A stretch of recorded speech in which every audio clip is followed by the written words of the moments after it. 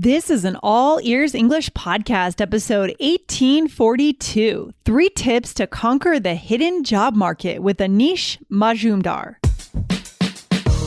Welcome to the All Ears English podcast, downloaded more than 200 million times. We believe in connection, not perfection. With your American host, Lindsay McMahon, and today's featured guest coming to you from Denver, Colorado, USA.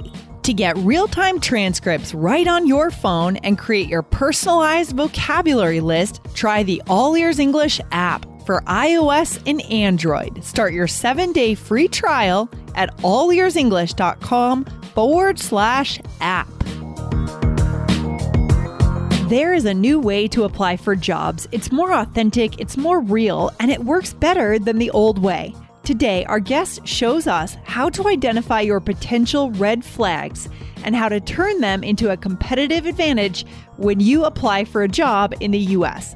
Listen in today. Hello, Anish. Welcome to All Ears English. How are you today? Oh, I'm good, Lindsay. I'm excited and hopefully ready to drop some knowledge bombs for your listeners if I can.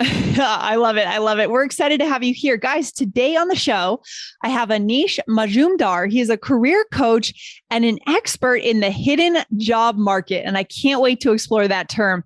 His articles, videos, and webinars have appeared in Fast Company, Business Insider, Glassdoor, and Ivory Exec. That is so good. So first of all, Anish, thanks again for coming on. Glad to have you. And I want to ask you first, what is the hidden job market? Because when I saw that in your bio, I thought, oh, wow, our listeners need to know what this is. Yeah, I know. It sounds very mysterious. Yes. This is something I discovered, well before I became a career coach. The hidden job market basically refers to the entire universe of roles that are discovered, identified, and filled, which never make it to the job boards, which are never seen by the larger audience on Monster, Glassdoor, all the places. For a long time, I had heard whisperings, of course, and we all know that it's possible to network your way to a job. Hopefully, maybe some of those listening right now have had some kind of a door open like that. But it wasn't until I was in the job market and it definitely kicked into a higher gear as a coach that I realized that, wow, in most cases, in most industries, the vast majority of opportunities and roles out there are being filled this way for a bunch of reasons. The most obvious one simply being that the process nowadays of any company, no matter what size, going through the standard sort of hiring process, it costs somewhere between 140 to 160% of that first year's salary for that candidate. Wow. Just to sort of push it through. So there's always been an impetus, but now more than ever, there's been this wonderful, I would say, positive pressure being put on the parts of companies to say, hey, look, before we do that, let's see if we can incentivize the people at our companies. Let's see if Lindsay knows someone. Let's see if and if Lindsay can vouch for this person. Right. Let's have a different kind of conversation and see about moving that forward. So it tends to be, it's a roundabout way of sort of saying, the real number of job opportunities that you might be looking at, multiply it by a factor of 7 or 8, and you're looking at what might actually be there, right? Then the problem becomes, let's jump in and how do we start, getting yourself in the flow of that, if that makes sense. Oh, I love it. So you're saying that there actually are many more opportunities than we realize that we have, than what we see on monster.com or wherever else we go to look for our jobs, right? Indeed, our friends may be able to refer us to their job. I've seen this happening, people receiving, money for referring someone to a company or posting on their social media that, hey, my company has a job opening, right? Things like that. I've seen that happening out there in the working world. So that's what you're talking about, right, Anish, by the hidden job market, just to clarify. Yes, okay. And for most of our, for most of the time that there has been companies and workers, that way has been the way of getting opportunity. It's only recently that we kind of fell for this idea that, hey, you know what? You no longer have to worry about actually building relationships. The analogy would almost be, imagine that we're all a bunch of bakers. You know how to bake incredible cakes, pies, etc. Right. So there are opportunities for you to exercise your craft and become wealthy and successful in that craft at every stage, from getting the eggs, the flour, to putting it together, etc. But if you fall for the idea to say the only things I'm interested in as a baker are the perfectly formulated, kind of old, but perfectly done, old stage, perfectly made cake at the end, then you're missing every single other stage there. And every stage before the final one, by the way, would have been infinitely easier for you to actually get that cake, because it would have been less fighting with the expectations of a job posting, less fighting with the expectations of what is oftentimes a very old opportunity, and more seeing, hey, how can Lindsay and Anish work together? And isn't that what the whole point of this is supposed to be, right? Isn't that what a job search ideally should be? Yeah, I think maybe I want to move on to our tips here, but I do think that maybe the internet has lulled us into this idea, right? That the way to apply is with the perfect resume, which is what I think you're talking about here. You know, the perfect cake, the perfect resume, the perfect cover letter that just feels very sterile, right? And we think that that's how we have to do it, but there's actually better ways to get a job. Yeah. Well, the problems are what makes the world go round is solving problems, not pretending that we're in British colonial 1940s here and like get in the business of actually talking to the people who are actually not gatekeepers, by the way, not HR recruiters. But why not consider maybe, and this is, I know we're about to get into the tips here, but let's start with this one, which I think everyone listening to your podcast needs to understand. The biggest issue I see working with people coming from outside the States here is fighting the perception of thinking that there is a third party whose permission you need before you can talk to the vaunted CEO or the vaunted COO. No, you do not. That is not the world that we live in. But if you spent your life asking for permission or sliding your resume across the stage, you're never really going to get that opportunity to find that. Yes. And I can really hear the passion in your voice. And I can tell that you've found this out, right, for yourself. And we all have, right? This is absolutely true. So I want to give our listeners more context before we go into this tip. Guys, today we're going to talk a little bit about how you can turn kind of your red flags, whether those are red flags in your mind, right?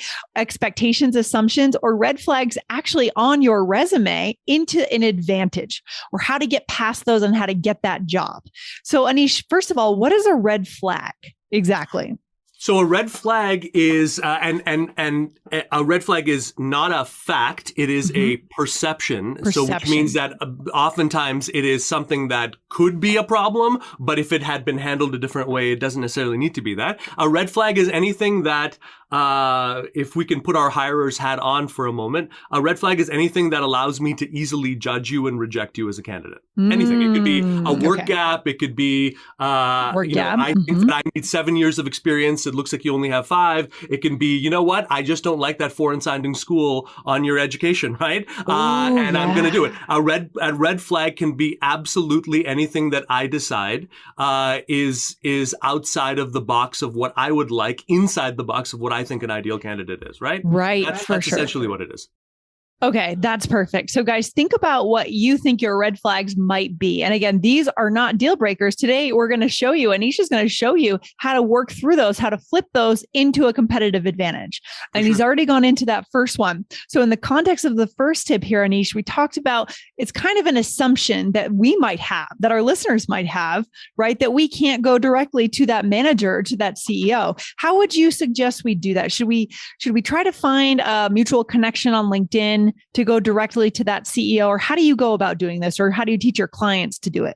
Yeah, it's a great question. I would say before you think about, what you're going to say and how you're going to make that entry point, consider what is the first impression that you're putting out. In other words, with your LinkedIn profile, yes, with things like your resume, but also with how you're actually, handling a call, handling an interview. Ask yourself, am I doing what most people are doing, which is essentially skills trading? So I'm saying what I am is, let's say I want to be a software engineer. So the typical software engineer LinkedIn profile is going to say, look, I'm a software engineer. These are the different types of tech things that I can do, different projects that I have done, right? That's called essentially skills trading. I'm trying to say, look, these are all my skills. Make up your mind as to what all of these things represent. The problem with that is that no one really understands.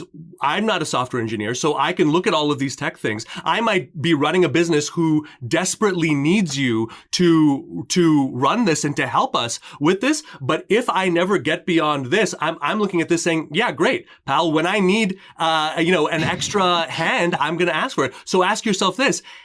If I branded myself around a process versus a bunch of skills, if I said, look, I'm not just a software engineer. Let's say I'm a software engineer, but I know what building teams is like. In fact, I have some operations background. I even have some sales background. Instead of saying, and I see this mistake being made all the time, because today I consider myself a software engineer, anything that is not directly relevant to that and the job postings I see, I'm striking out of my resume and your brand. Think in exactly the opposite way. Ask yourself, what is a process of me moving this company forward, of which software engineering, as well as any other parts of your process you want to pull in? And the more esoteric, the more weird, the more out there, the better.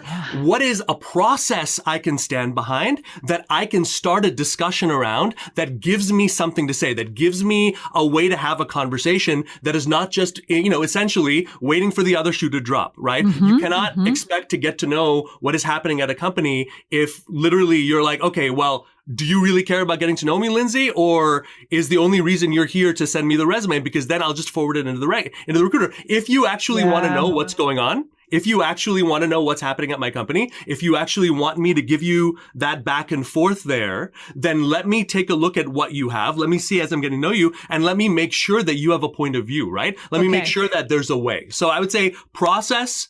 Think about, and you can study your competitors. You can study competitors on LinkedIn for this, by the way. That's a great source of intelligence here. Look and study the profiles of people who are standing behind a process of moving something forward versus simply consolidating a bunch of skills or consolidating around 2 or 3 dream jobs you have and trying to essentially reverse engineer your brand around that. I love it. So it sounds like that's kind of 2 tips in one there, actually. I think we could pull that out into 2 tips, really. It's really about, first of all, if you come in with a kind of maybe a cultural assumption in some ways that, you can approach, that you cannot approach that CEO directly, challenge that, right? You actually can. You don't need to put that hiring third party right in the middle between you and your potential future manager or CEO. And then second, lead and reach out to that person with a kind of a process, right? Like a story, and make yourself a little bit more well-rounded. Often, as you said, I agree with this, the CEO is not going to know like coding languages like Swift or C++, but they don't know those things, right?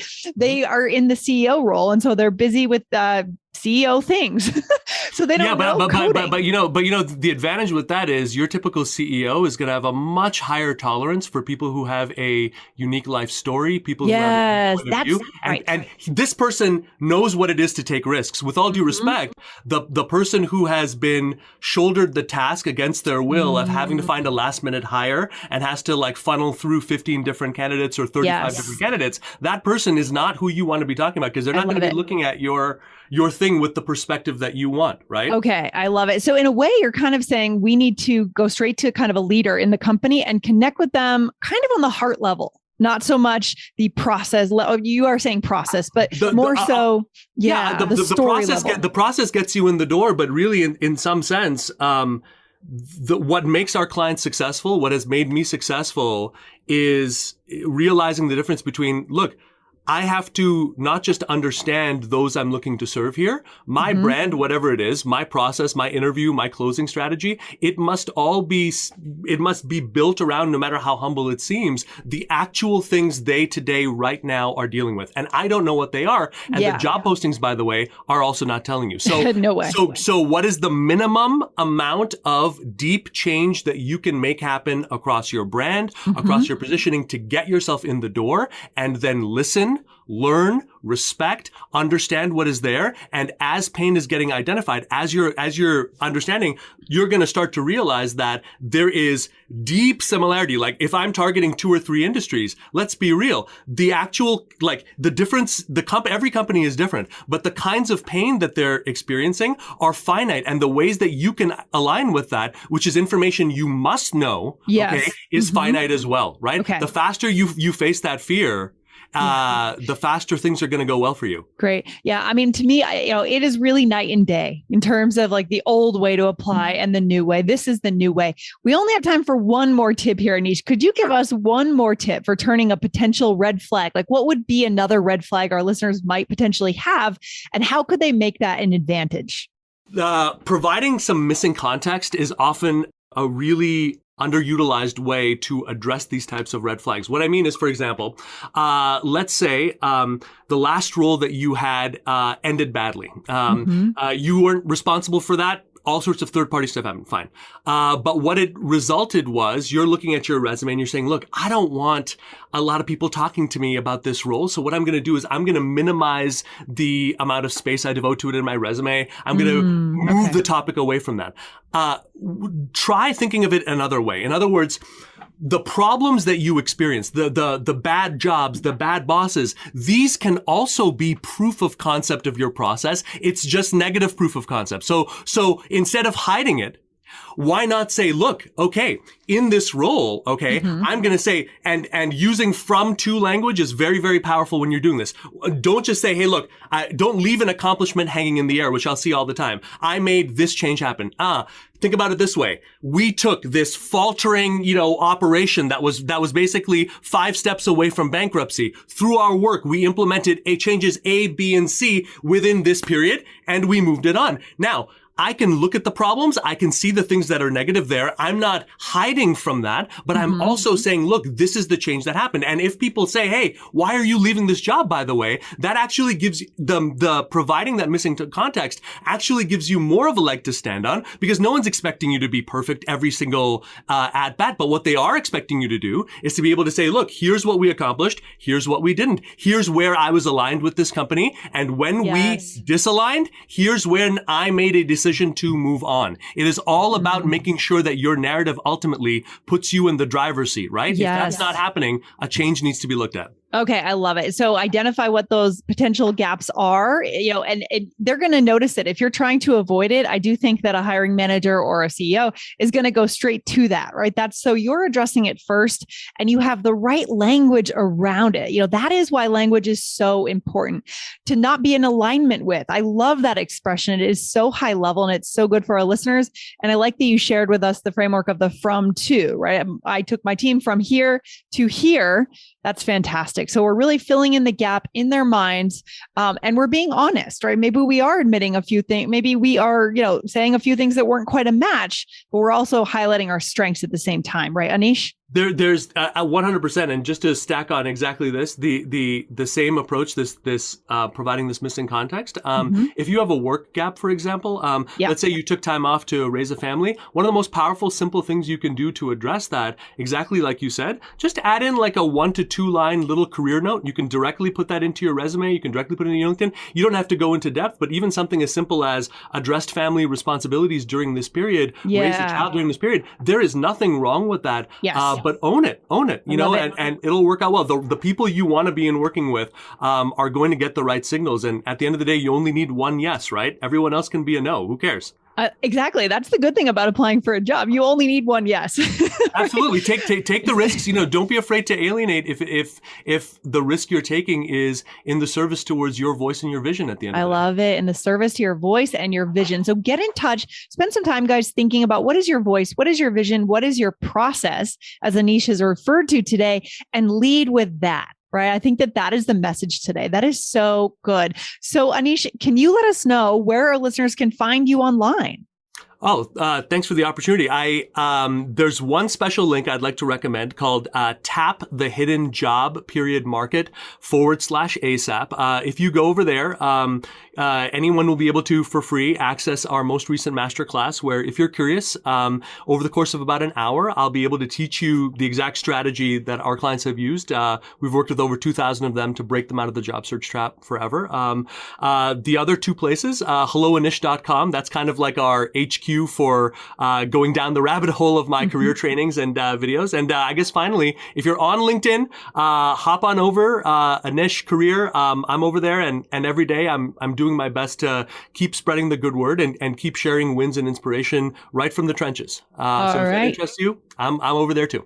All right. That's great. Anish, thank you so much for coming on the show. This has been great to learn about the hidden job market. I had never heard that term before. So I'm excited to learn about this. And it really is such a new way of doing things that is relevant now. So good. Thanks again, Anish. And I'll chat with you soon. Thank you, Lindsay. Take care. Bye. Bye.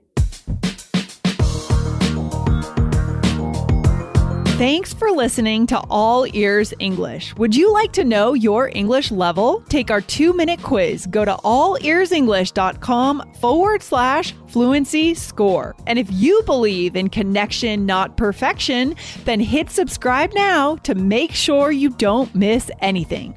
See you next time.